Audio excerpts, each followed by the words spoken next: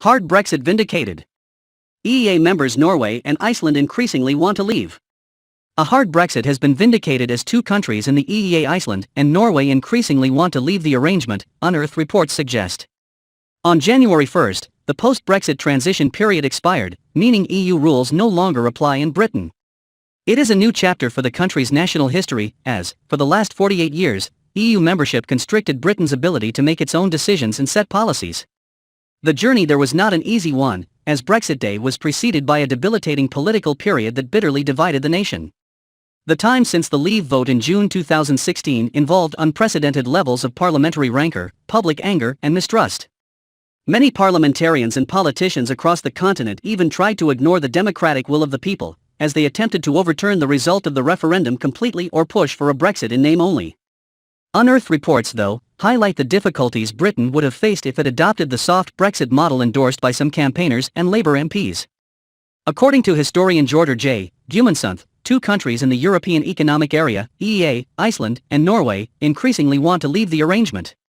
Membership of the EEA allows full access to the single market, but requires the country to accept EU rules such as free movement. In 2018, Iceland's finance minister Bjarni Benediktsson launched a blistering attack against the bloc as he claimed the EU was starting to view the Nordic countries' independence as a nuisance.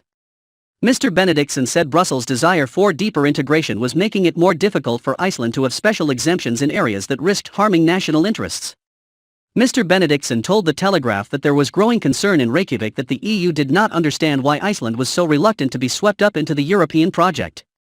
He said, "They are almost showing disregard, it's like a nuisance to them. When will we get rid of that?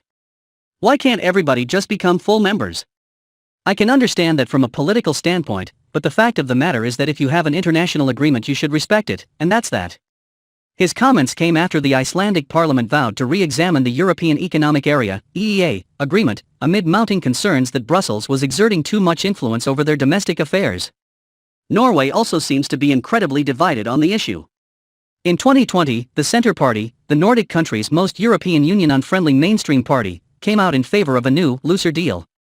Sigbjørn Gjelsvik, a Centre Party lawmaker and spokesperson on EU relations, said, "The deal we have now is a bad one.